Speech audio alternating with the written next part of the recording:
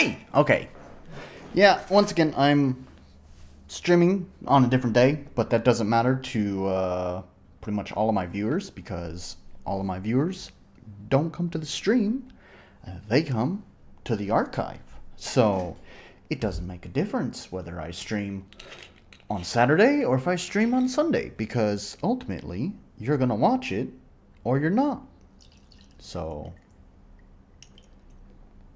yeah. So, yeah, I was pretty busy this week. I did get a lot done, actually, thinking about it. I did actually manage to get a lot done in the game. So I do have a lot to show. And actually, I just realized I started this stream off the wrong way. I had already planned how I wanted to start the stream, and I completely forgot.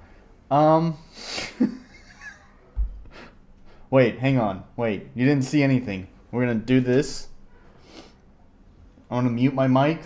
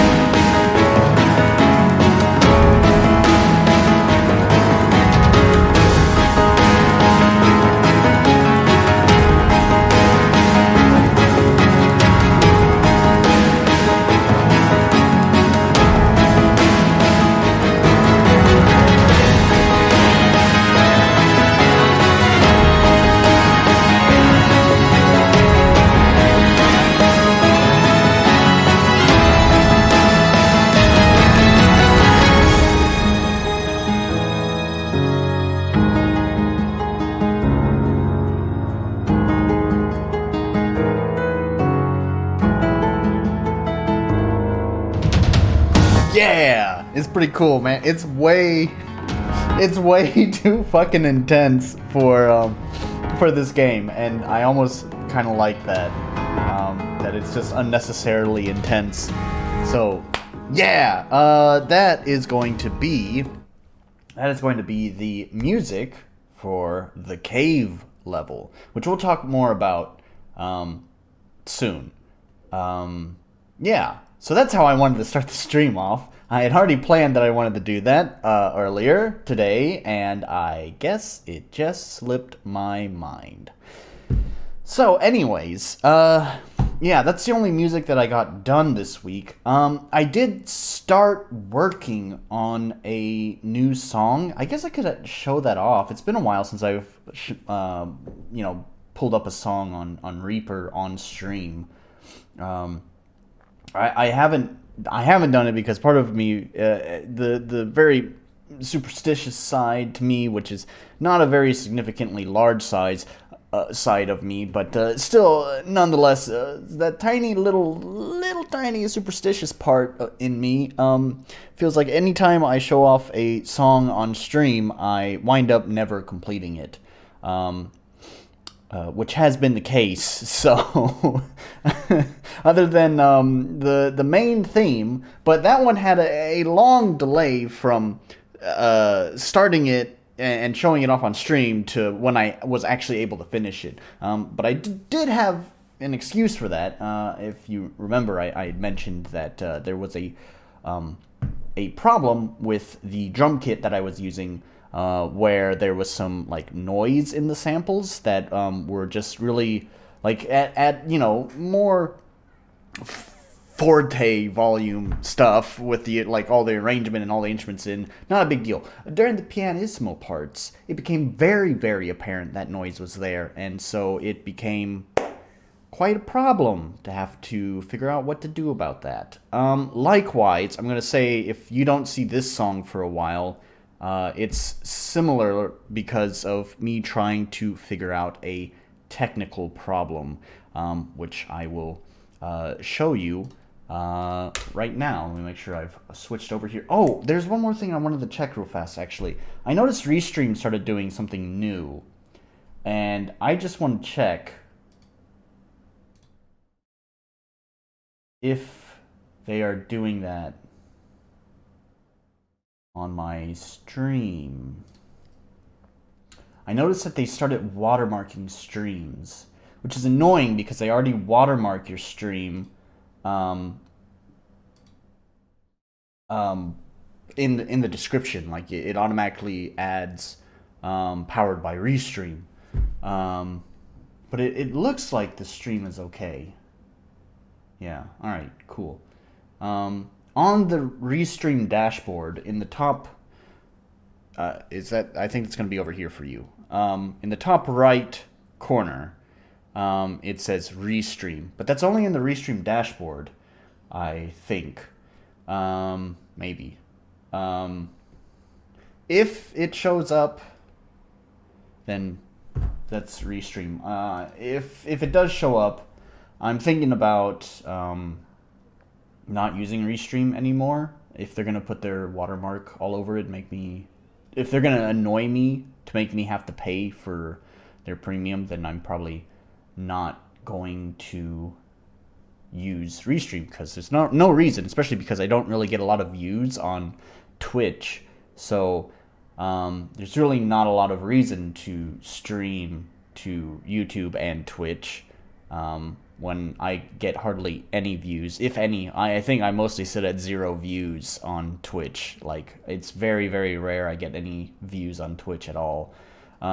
So, yeah, it's like, I like Restream. It's a useful tool, but it's, right now, I don't really, I don't care enough to justify paying for it, and if they're gonna annoy me with their watermarks on my stream, then I'm gonna not use it. But that's kind of irrelevant right now anyways, because it looks like the watermark is not here in the stream, so it is only present on my dashboard, which is totally fine. I don't care if it's on my dashboard because you don't see that, and that's really what I care about. I don't care if I see it, I just don't want viewers to see it.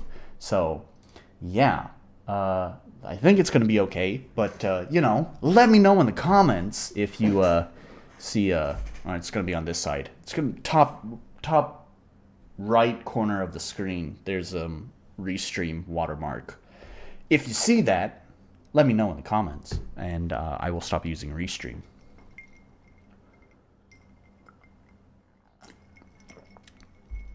So, anyways, yeah, there's not a lot to show off for this song. I don't think it's going to be a very long song, which is kind of what makes it especially annoying that I'm having this technical difficulty, because it doesn't need to have this problem. It really shouldn't. So let's just play what I have. Like I said, it's not a lot. Let's just do that.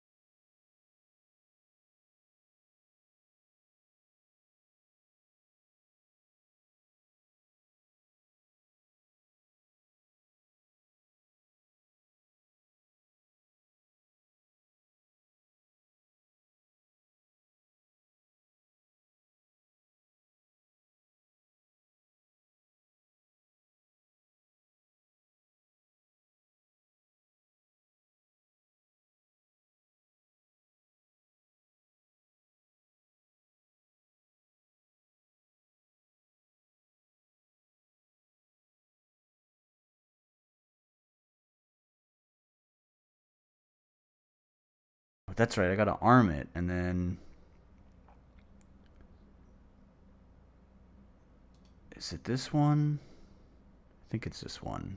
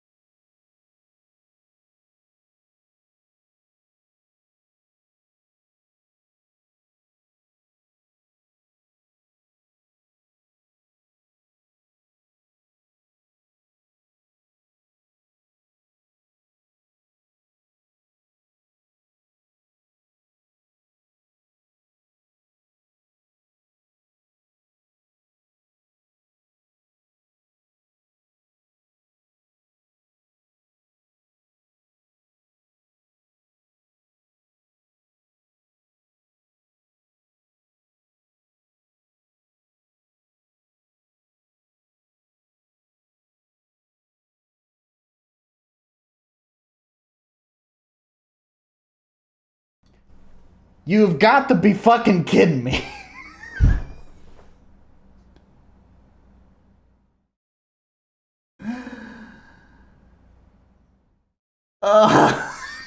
Fucking God.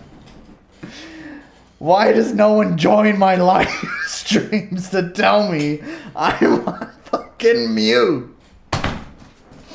You mean to tell me this whole time I've been ranting and raving about 3/4 time and 4/4 time and software plugins and all this fucking bullshit, and I was on mute?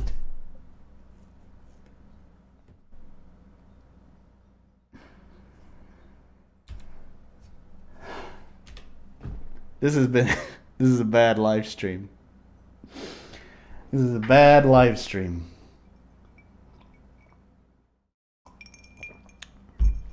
Here I was thinking, it's going to be a good night. I'm feeling energetic. I'm feeling great. I'm feeling positive. You know, I'm excited to show off everything I've done. And I was excited to talk about this song here.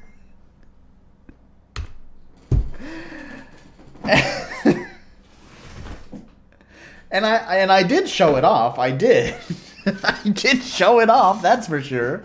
In fact, I showed it off and was so happy to show it off, I just decided you should just enjoy it in all of its sounds and without me being present at all for like the past, oh God, was that like 10 minutes?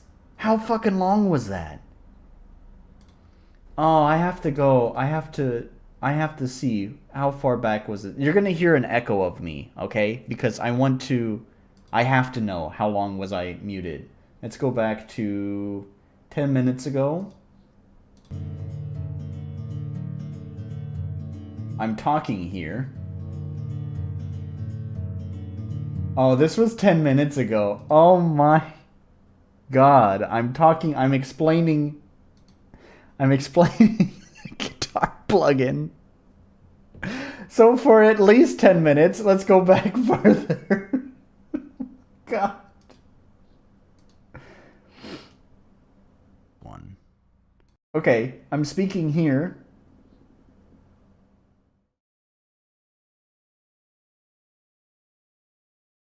Am I?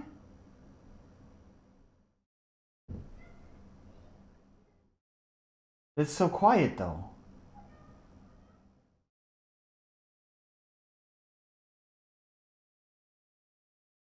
I see mouth flaps, but it could just be, I don't know, like I'm making very small mouth flaps. Like, do grandiose... Oh, okay, now I'm really talking, and yeah, there's nothing there. Oh my God. Oh, this is... Oh, this is so far back. Oh, this was like 20 minutes ago.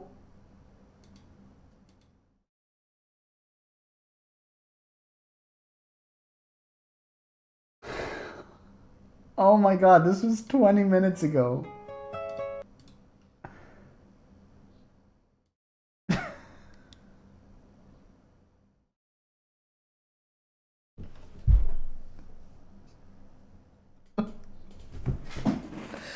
You're telling me for 20 minutes of this stream, I was on mute. And I'm just over here ranting and raving about this guitar plugin.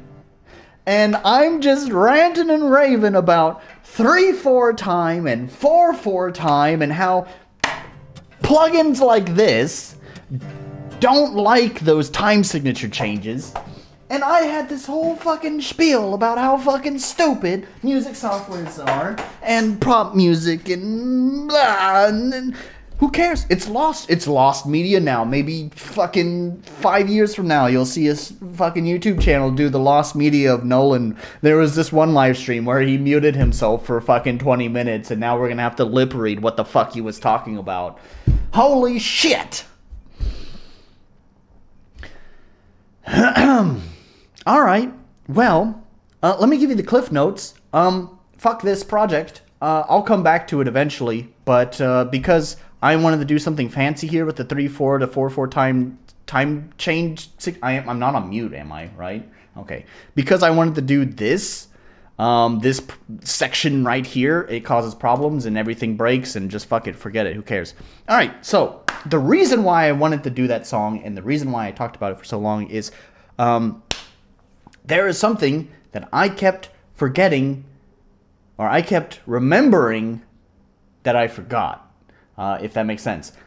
These are literally the words I had said while I was on mute. Maybe I actually turned myself off on mute. No, I don't think so. So anyways, there was something that I'd put together a while back, and I was like, oh, I need to show this off on stream, but then I forgot. And then so it's like the next week I was like, oh yeah, I remembered that I just forgot to show that on stream. I should make sure to do that this next stream. And I forgot again, and I forgot again and again. So it's not totally important to the song, but it's sort of kind of give an idea of like the steps to get to that song, if that makes sense. So like, I guess it's not 100% important, but like I said, I wanted to show it off. So anyways, there's going to be a small change to each level after you complete the boss. That just, it sort of helps, mark the level as complete. It's a visual indicator that the level is complete. It also gives you access to a few new things. For example, in this level that we've been working on the past few streams it's a very rainy level. And in fact, the whole goal of this level is to get the rain to stop. So obviously when you complete the level, the rain is gone. However, there is a transitionary period, and I put together my very own custom tile set. I know, it's mind-blowing, right? Don't get too excited. I'm not an artist. The reason why I was able to put this entire custom tile set together, like a full tile set with like an A, a B, a C, a D, and an E set. Yeah, I know, mind-blowing, right? It is a full tile set. And the reason why I was able to put this full tile set together is because, well, let me just show you. So I can even edit this map. Let's go to edit. And what tile set am I going to use? I'm going to use the End of Reality tile set. Let's switch screens. Let's stop making fuck-ups on the stream. Here we are. So let's switch to the End of Reality tile set and hit OK. And you'll see why I was able to make this tile set all by myself. There we go. That is the tile set. There is a story reason for this. I don't want to spoil it because I would like all of you to experience the story when the game is finished. I do think that it's pretty fucking cool. And it did, if you remember, way back at like one of the first streams, I said it's kind of just being written as I go, and that's still partially true, but it was kind of something that had occurred to me while I was in the middle of writing that I was like, oh, that's really easy to implement into this story that I've been writing as I go, but makes it way fucking cooler and also gives a nice through line. I only had to make some small edits to the way the story goes, and also necessitated this. And so, yeah, I think it's, for such a small and simple game, I think it's pretty fucking cool. So yeah, anyways, there is this new custom tile set. So there's going to be a brief moment when the player switches over to this, and then the map is going to transition, and then it will come, and then it will come back as this, but without the rain and without the dark skies in the background. It'll be a nice blue sky and it'll be all pleasant and stuff. So yeah, I think it'll be pretty cool. And when it comes back, that's where the lovely little guitar piece that I was showing off that I was so excited for, I muted myself for 20 minutes. So yeah. So anyways, um, so let's get into everything else that's gotten done. Um, so there's been a lot of work, that's for sure. Um, I've gotten many of the things I said that needed to get checked off for completing um, this level. Not all of them got done. I still don't have the intro sequence for when you first arrive to the level. I still don't have that implemented yet. Also, I forgot to mention this last time, but I still haven't actually made this house. You can still see the NPCs just sitting outside. He needs to be moved inside, but there is not an inside that exists right now, so he's just stuck outside in the rain. So I still need to do that. Just before this live stream, like the 30 minutes before going live, I did do all the tiling here along the cliff side, so at least there's some detail along here. So if the player decides to take their boat and kind of cruise along this edge, there'll be some detail here. It wouldn't be completely blank, although there's no reason to fill in all of this. You know, I was thinking, like, that's a lot of extra space that maybe if this game does well, I don't see that happening, but if it does, you know, there's always a possibility I might decide to make some DLC for it, so I can always use that area for, like, DLC or something. But anyways, for now, it'll just be left blank. The player won't be able to see any of this over here, so it's fine if it's left blank, just like all of this stuff over here that's left blank. So, excuse me. So, at this point, it is possible now for the player to go from the start of the game to the end of the level. It is now completely possible. If we go to the lighthouse steps, you'll see that if you remember last time I showed off the lighthouse steps, there was like an NPC just standing here. And that's because he gave you the items necessary to open this door. The resilient flames, as I call them, that go to these 3 torches here. But now that the resilient flames have been implemented into the game proper, I don't need a debug NPC there to give them to the player. So, yeah, so now it is actually possible to get all 3 resilient flames, take them to the lighthouse, open the gate to the lighthouse, and fight the final boss of this level. So yeah, you can actually go from beginning of the game to the first boss of the first level. Well, it's not the first level, but of a level. This is the first level that's been completed. So yeah, obviously I got all 3 of these islands done. And so last time I think I had just implemented this island here. I think that was it. I've also implemented another plugin. I actually have had this plugin in my plugin list since basically the start of this game. Sorry to interrupt myself there with a drink. I was just getting thirsty. I've had this plugin in my plugin list since basically the start of this game because I thought it was a really cool plugin. But I was still kind of a little bit too new to plugins to really understand how it worked at the time. And I also didn't have a reason to really use it. I knew I was going to use it at some point, but just wasn't completely sure. Finally, I have done that. So it is a lighting effect plugin that you will see when we go to these caves. And I will show it off. I will show it off on stream. Like I'll like play the game and show off each of these islands. These were, I want to say fun, but also kind of not. Like I liked, I liked coming up with ideas for these islands, like what I needed to do. Last time I had mentioned that I knew what I wanted to do for the next island. Like, at last stream, I only had this island implemented, and I was like, well, I know what I want to do for the next island, but I don't know what I want to do for the island after that. Well, spending some time thinking about it, I came up with a pretty fun idea. And thinking of those ideas was fun. I enjoyed that. Scripting the events and getting all the timings right and all that is not really the most exciting part. It's not really the most fun part of this. But I did get that implemented. So here's the other one. This was the island that I already had the idea for. It's I think it's kind of funny. It has its own comedic moments, but it's also, I think, kind of a tough challenge. So actually, you'll see that you come into the cave, you know, right here, and there's the torch right there, and it's already lit. So you're thinking, oh, I just need to go straight and pick it up. But actually, as you get here, this guy will come in and attack you. And then you'll go through this long gauntlet of multiple fights in a row. So yes, that's what this room is it's a gauntlet of fights.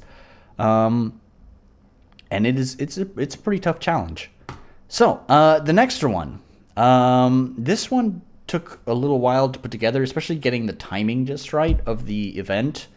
Um, so this one was the one that I wasn't sure last time. I said I don't know what I want to do for this one. I had like a vague idea, like I wanted to be some sort of like platforming challenge, and originally the vision I had in my head was maybe like a series of like platforms and like a pool of water, and you have to like it would be like a jumping puzzle, and you'd have to find your way through the jumping puzzle to the torch. But that didn't seem very exciting. But kind of evolving from that idea of platforming. What does make things a little bit more exciting is having a time pressure. So actually, what this room is it's actually a race. So you will come in here and you'll see the torch right there, and you're thinking, oh, I need to get that torch. But when you try to grab it, you'll get knocked off this cliff, and you'll go all the way down to where this crater is right here. And you'll notice this monster hiding back here. And the monster will be down here. And if you are not able to get to the torch before the monster gets back to his hiding hole, then you'll have to do the whole race again. And yes, getting the timing of all of this, like I said, was not fun. So yeah, it's a nice little platforming challenge. And I like this room, actually. I do. It's just it was kind of a nightmare to put together. So, but anyways, so that's all 3 islands. Those are all 3 of the necessary islands. You're able to acquire the flames and take them to the lighthouse steps to open the gate, so you can go to the top of the lighthouse. Now, what hasn't been implemented is the end after you beat the bosses. After you beat the bosses, I still haven't implemented the new tile set and the story events that happen after that, and then the switch to the now clean and happy level with no rain and blue skies and all that. I haven't implemented that yet, and I'll probably do that this week. But I don't know. I'm pretty excited with that. With this song here.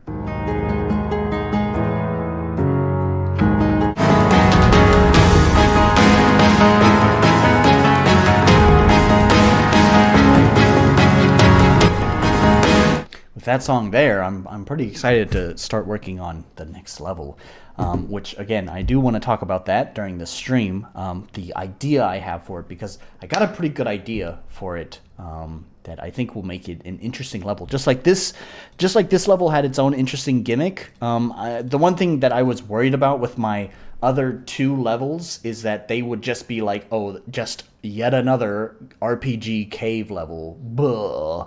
They needed something to at least make them a little bit interesting to stand out. Now, I think the cave's most interesting gimmick, unfortunately, won't really like become apparent until practically the end of the level, but I do think it's pretty fucking cool. Now, for the forest level, which I guess I'm gonna stick with the fucking forest and its stupid fucking shadow tiles, I have a pretty cool idea for an environmental puzzle that will go throughout the entire level that I think will make it pretty cool as well. I think actually we'll probably put this level to shame. I still love this level, but I've definitely learned a lot in making this level that I think going forward the next 2 levels may have some improvements over this one. Right, so anyways, because I'm excited to implement that new music, I don't know if I will get around to doing the end of this level. But also, it'll be pretty cool to be able to actually complete level, get it marked as complete in the game. So I don't know. Maybe I will get that done. So we'll have to see how this week goes.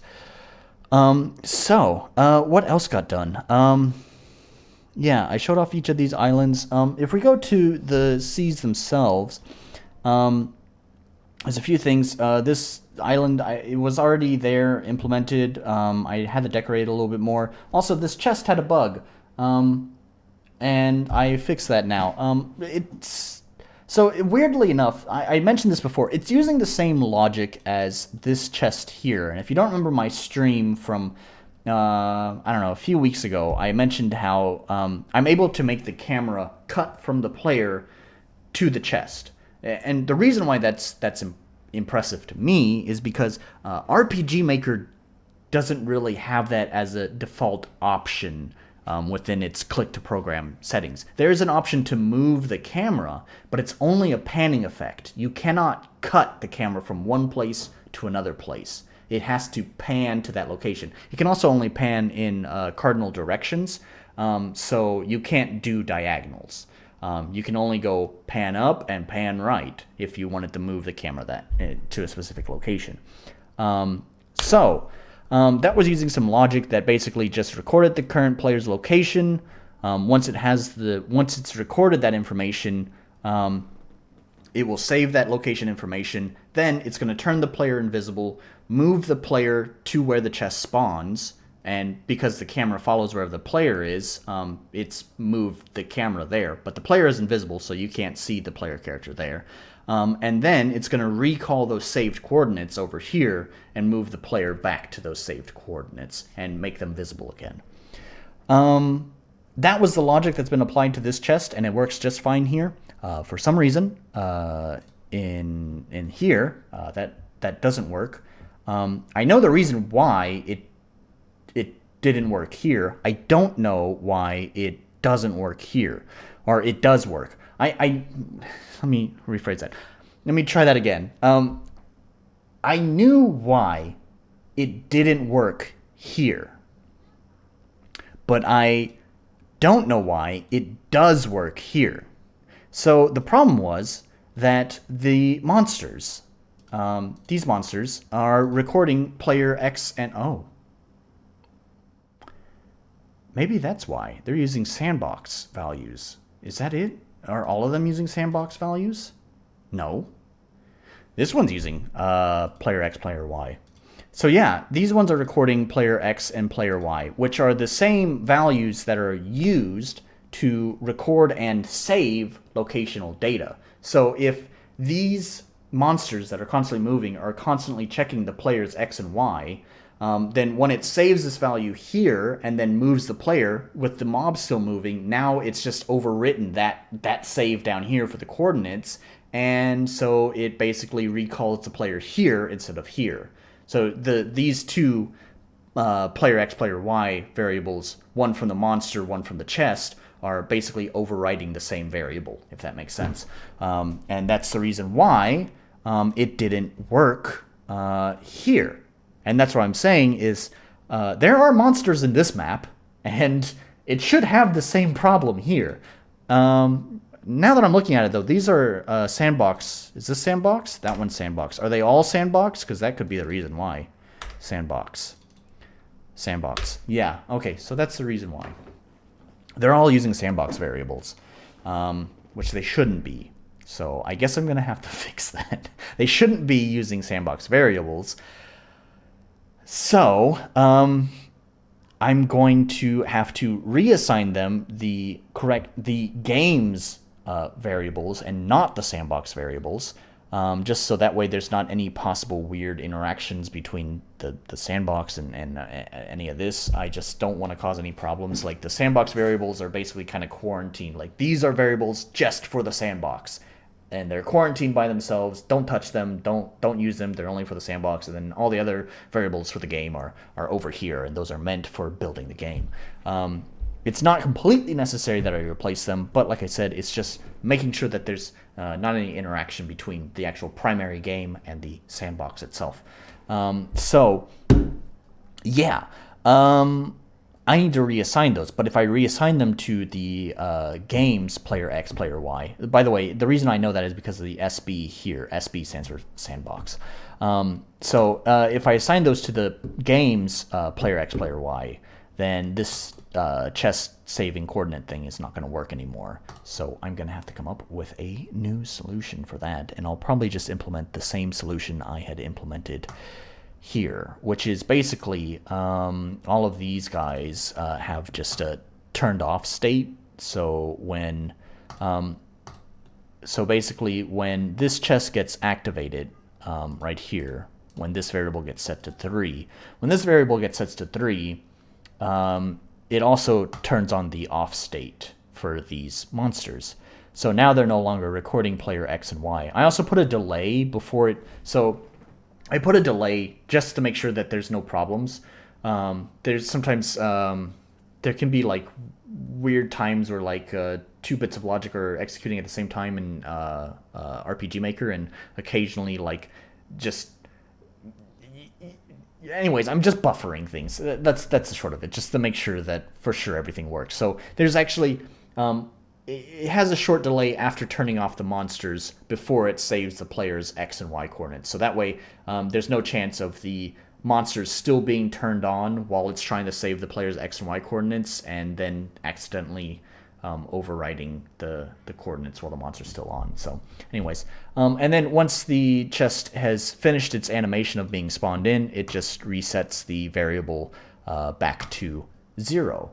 And that way, the monsters will turn back on.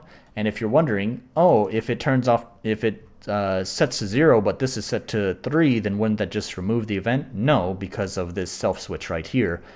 It will also at the same time switch over to this one, which no longer requires that variable to be active.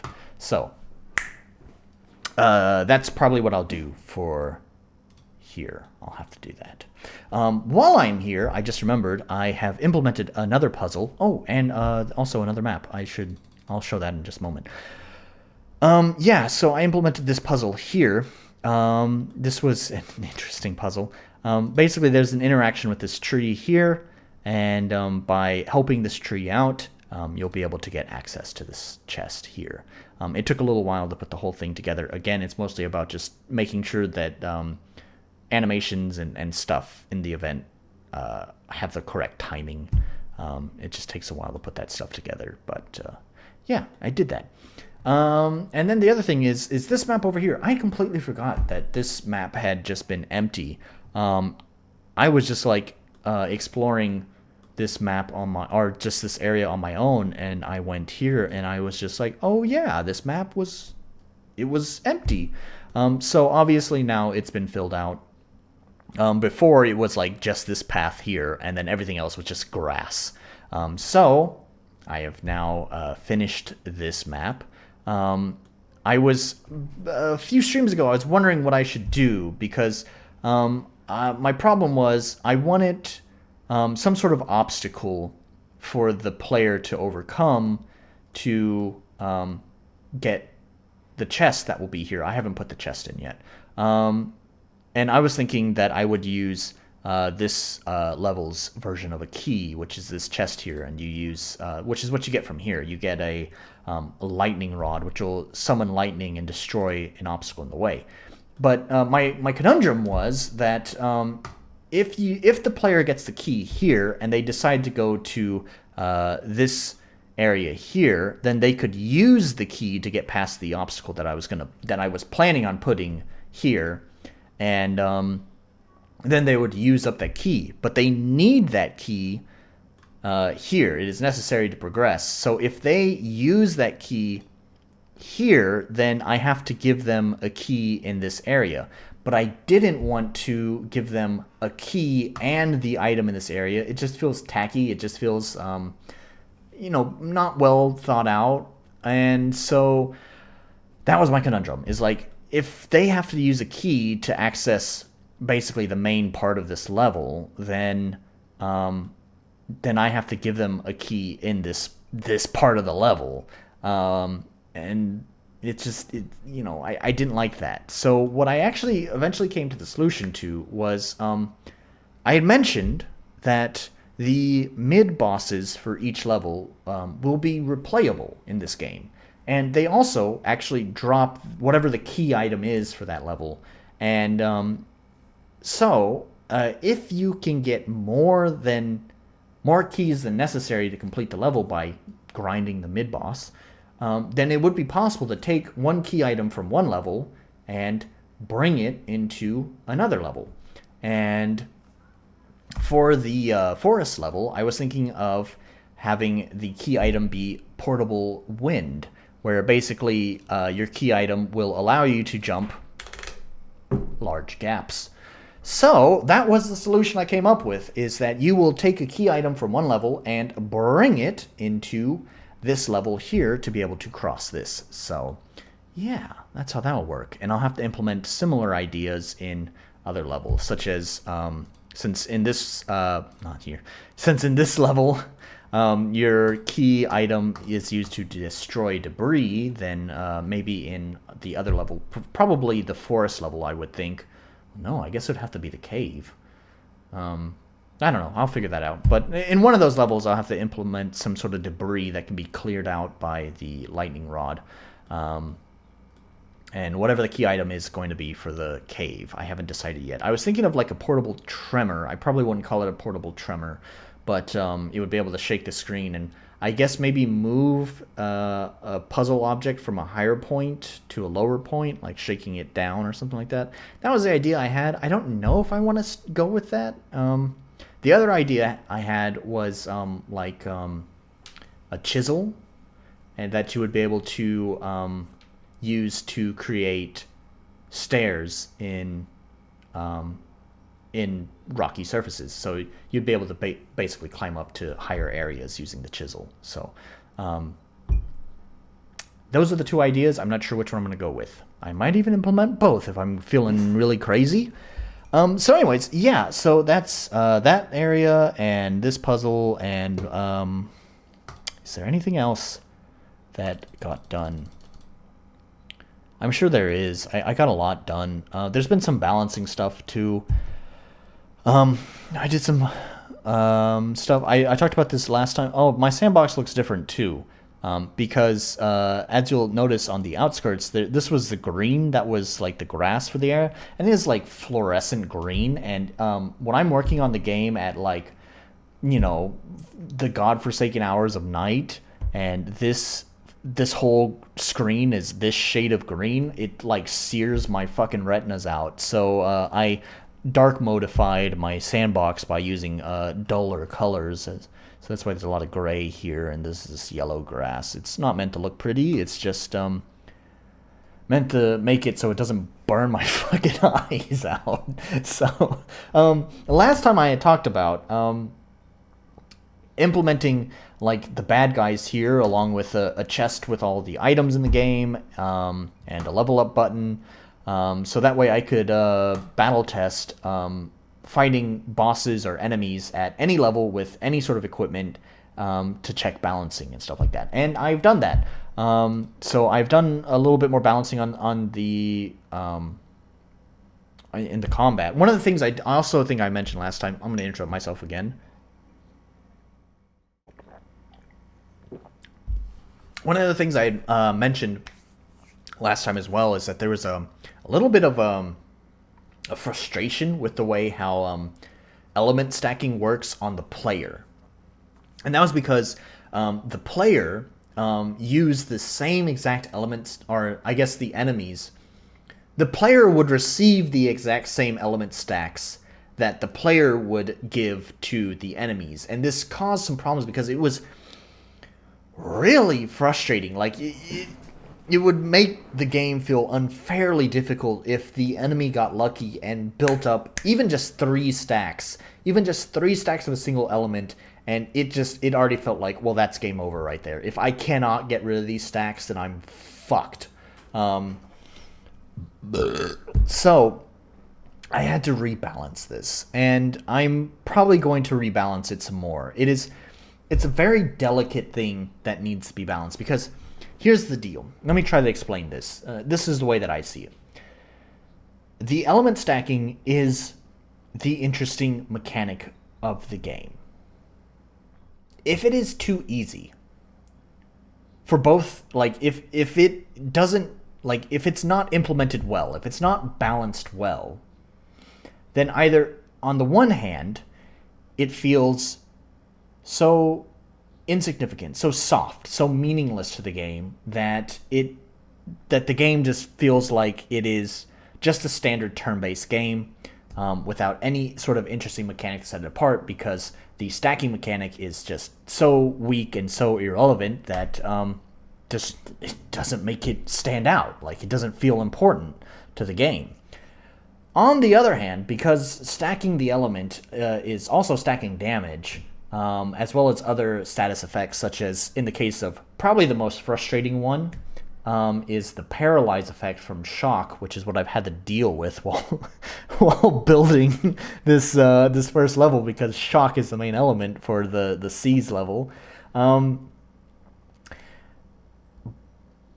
God, it feels really fucking frustrating. Like, it really gets the blood boiling, man. There's been sometimes I've been, like, I'm just trying to play test something, and I'm fucking getting wiped because one fucking enemy got a lucky stack on me, and when I tried to cast my healing spell to heal me, the stupid fucking paralyze effect. Here's the annoying part about the paralyze effect, too.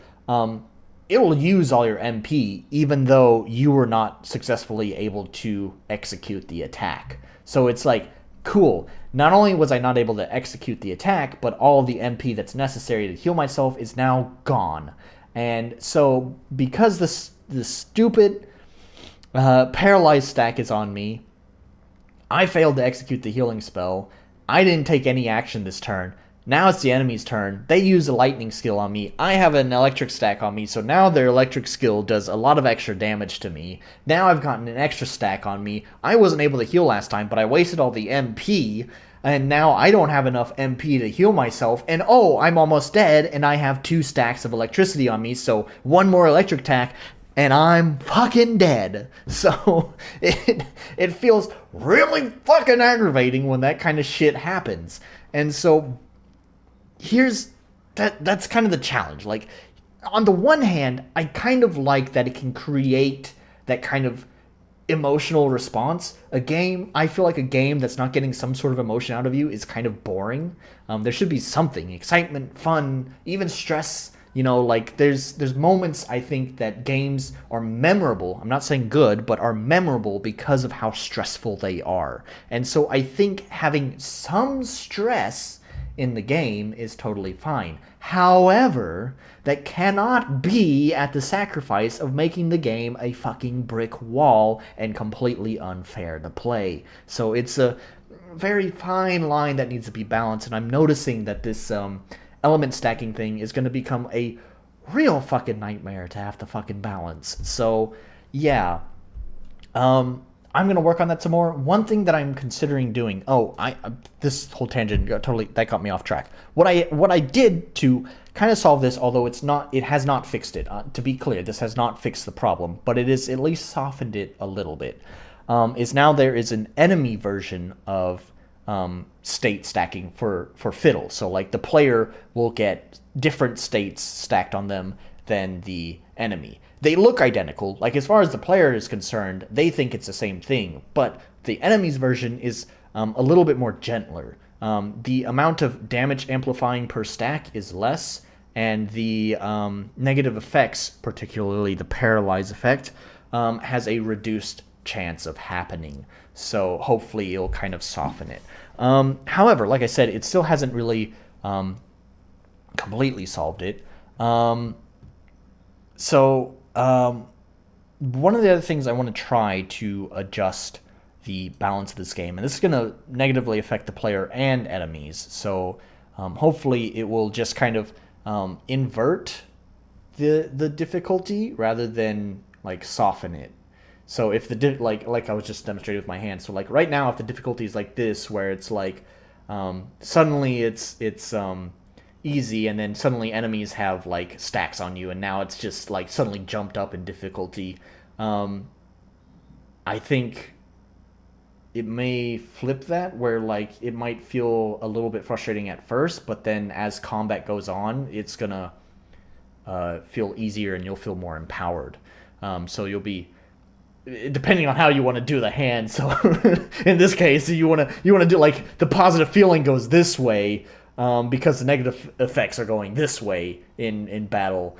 So, yeah, anyway, let me just try to fucking tell you instead of using these weird hand demonstrations, let me just tell you what I want to do. So, the way that element stacking works right now is that you start with making it's difficult to apply an element stack. Like right now, you have your base 30% chance of stacking an element. So you are trying your best to try to get that stack on there. Once you have one stack, it increases the chance of applying another stack. So you get one stack on there, and now you like get a 5% increase in the possibility of applying another stack. And because stacks stack, that means each time you stack this element, you're basically multiplying the effect. So the next time you apply a stack, now you're getting a 10% chance. And then you're getting a 15% and a 20% and a 25% bonus. So as you go on, and I think it's actually even higher than that, it might go up to a 50% bonus at the end. It gets easier to apply the stacks. What I want to do is to invert this for both the player and enemy, so that the first stack might be a little bit easier to apply, but getting more and more stacks becomes more and more difficult.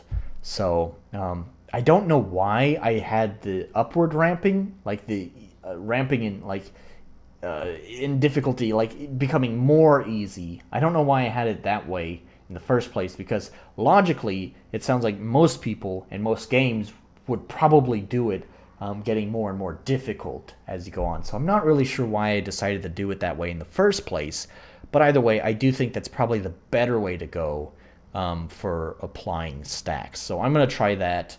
Maybe I'll try that this week and see how that goes and see if it feels a little bit better. So,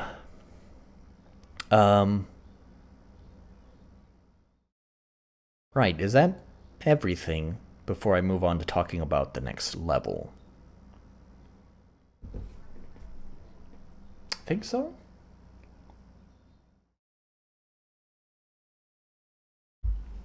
Yeah, I think so. So, right, so the next level I'm thinking will be the cave. And so let me try to explain my vision.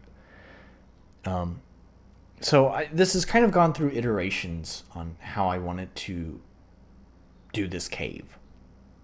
And my first idea that I was almost certain was going to be the way that I was going to do it up until very recently. I very recently changed my mind about this.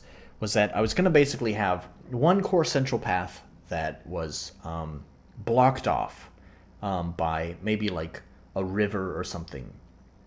And the point of the level was to build a bridge across that water. So what you were trying to do is there's going to be like these tall, like, I guess you could say mountains on the side, and that would have separate tiers. You'd have different paths that would go to different tiers, and the goal was to basically take each path.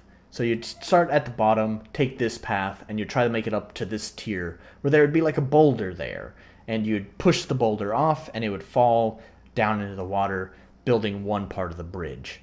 And then you'd have to return back to the level, the beginning of the level, go to this other path, climb it up to the very top tier of this path, where there would be another boulder there. You'd push the boulder off, it'd land in the water. Or actually, what it was going to be was that you'd push the boulder off, it'd land in the tier below. You'd have to go back to that tier, push the boulder off, and then you'd build another part of the bridge. And of course that sounds tedious because you'd be constantly going back and forth between these paths. You know, first you'd go up, and you go down, and you go back in, and you push this down, and you go back up, and like I would probably make shortcuts and stuff like that. But I didn't really, I don't know, it felt like a nightmare to implement, and especially get a convincing falling effect, because you only, it's 2D, and it's not like you can even shrink the sprites. Not by default within RPG Maker. There are some plugins that allow you to manipulate sprite size, but to do a convincing falling effect, you basically are just panning, or you're just moving the object down on the y-axis, which doesn't always look good. I think this island here is a good demonstration that sort of the optical illusion of verticality kind of gets disrupted, and it's probably because I'm not the best at laying tiles and making the artistic vision look proper. But yeah, sometimes the illusion of this being a giant, vertical shaft easily gets destroyed, and especially when the player is falling, it doesn't feel like falling. It feels like they're quickly moving uh, that way, not that way, if that makes sense. So, yeah, so because of that problem, it just felt like it would be difficult to get a convincing effect out of getting the boulders to fall. And I don't know. I don't know if I was entirely happy with it. Now, I've still taken that idea of like the base, like you have your base main area, and then there's multiple paths, and each of these paths would probably be more or less fairly linear. There'd probably be some branching off stuff here and there, some offshoots, but those would probably be very similar to this room here, where you have your main central path where, you're going through this area and you're going through this area. And yeah, I know there's like this lake and you can like wander around, but for the most part, your main goal is to just go up here, go here, go here, go here, go here, go here. Like, you have these paths here, but they are just dead ends, right? So you have here that's a dead end, and here that's a dead end. So you really have a fairly linear path through this section. And it'd probably be the same way for these paths in the cave level, is that you'd still have a fairly linear main path with a few dead end offshoots. Single room offshoots, nothing too crazy, more than likely. I don't know. So I've continued to keep that idea because I do like that idea as a flow for the level. It's also in contrast with this level here, the seas, where sure, you do have a fairly linear start, but after you get your boat here, it becomes very open-ended in how you want to approach getting to your final destination. So in a nice contrast to that is having these having options at the start, but you're able to approach them in any order, and like that. That's what options at the start are. Good God, Nolan. But when you make the choice of which path to take, then it becomes fairly linear, which also kind of resonates with the design ethos of this game so far entirely anyways, because that's almost a reflection of like the main town here. You can choose any of these main paths to go down at the beginning, and it doesn't matter which order you do them in, you just have to do them. Well, you don't even have to do them, actually. The plan is that you could just go straight to the final boss if you wanted to, but you're going to die because you're expected to have gear and levels. So, but anyways, yeah, so it's very similar to that. So it's kind of like right in line with the design ethos of this game. So that's how I would like to do the cave, is having these levels. Now, here's what I'm thinking is, first of all, get rid of the gray and drab with water cape. Like, I was just going to use this tile set here that I had purchased, which is just gray and drab and has a lot of water and stuff in it.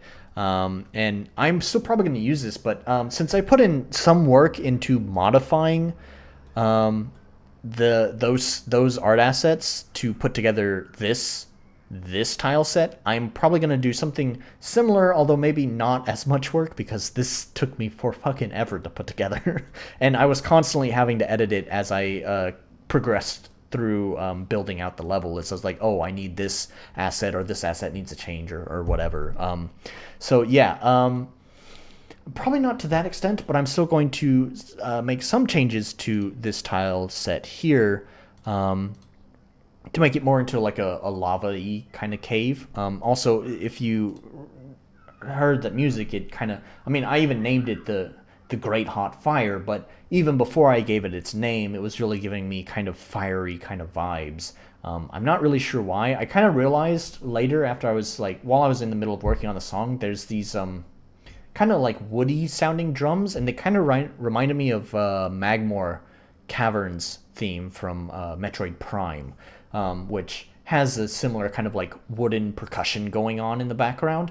And then also the rhythm, I realized that the rhythm that the wooden drums are taking reminded me of what is it called? Lava Lava Island, Lava Lava Volcano. I'm not sure, from Paper Mario, which there's this kind of percussive synth going on in the background. It's not a woody sound, but it has a very. It's not exactly the same. To be clear, it's not exactly the same. But the rhythm that it's playing in is very similar to the woody sound, and then you have the woody sound being similar in timbre to the like percussion in Magmore Caverns, and it's just